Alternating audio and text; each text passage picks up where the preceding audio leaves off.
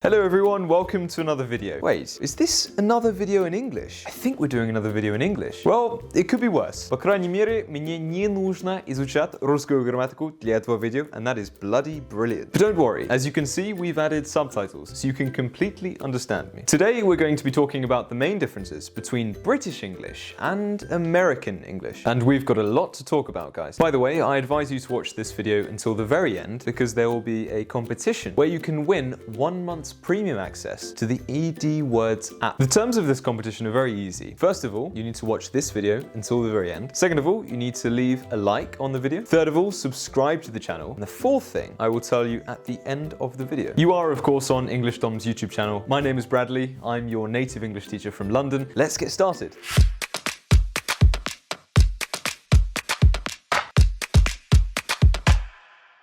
Number one, the R sound. So the most notable difference in pronunciation between the American and the British accents is how this R sound is pronounced. I am from London in England, so I am a non-rhotic speaker. This means that I only pronounce this R sound at the start of a syllable. For example, rain, real, everything. Otherwise, I don't pronounce this R sound at all. That's why I pronounce words such as car, bother, further, without any R sound. In America, however, most citizens are rhotic speakers. That's why they always pronounce the R sound. That's why they pronounce words such as car, bother, further. Let's look at an example of the British pronunciation of this word burger. Now the secret behind any great burger. And now the American version, burger. This is a tasty burger. Can you notice the differences? Let us know in the comments which ones you prefer. You know, it's only really the people who have a high level of English language that can understand the difference between accents. And if you can tell the difference, then you probably have quite a good level. So let's check it out. In the description, you will find a link to an English level test from English Dom. It's easy, interactive, and will only take you a few minutes. So don't waste time, give it a go. And don't forget to post your results in the comments section. Difference number two, the T sound. Let's talk about tea,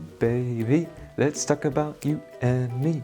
Let's talk about tea. So here's another sound that we tend to pronounce differently. T, in addition to a few other sharp consonants, is softened by the American accent. For example, the word water is pronounced like water. As you can hear, the T sound is almost substituted with a D sound. The T, as a rule, is only pronounced if it is in place at the start of a syllable. For instance, here's a sentence in American. Can you put the water on the table? You can hear that I pronounce the T in table, but nothing else. In British English, however, we love to pronounce the T sound, especially at the end of words. You may have noticed this. For example, words such as water become water. The T is pronounced in most instances. Here's that same sentence in British. Can you put the water on the table? Americans love cars, and the British love tea. You can remember it like that. Difference number three, the O sound. So in terms of vowels, the Americans and the British differ in terms of how they pronounce this O sound. Sometimes, instead of this traditional O sound, American speakers will use this like an A sound. Whereas British speakers would say shop, American speakers might say sharp. Let's observe how the American pronounces copy in the following clip. I'll go ahead and make sure you get another copy of that memo. So now we're going to look at some examples that use all of these rules. I will first say the sentence with a British accent, and then I will repeat the sentence with an American accent. Let us know if you can spot the rules. I'm going to the shop to buy a car. I'm going to the shop to buy a car. Have you got a boat that I can hire? Have you got a boat that I can hire? Can you chop these vegetables for me? Can you chop the vegetables for me? So, which words were pronounced differently? Let us know in the comments. So, unfortunately, British English and American English have more differences than just pronunciation. In fact, we sometimes use different words to describe the same thing. For example, the British word lift is not used in America. Instead, they use this word elevator. This is not my room. This is the elevator. So if you speak Russian, it will be useful for you to learn both translations. This is because you don't live too far away from Europe, so you will hear a lot of British words and phrases, but also you probably watch a lot of American TV and movies,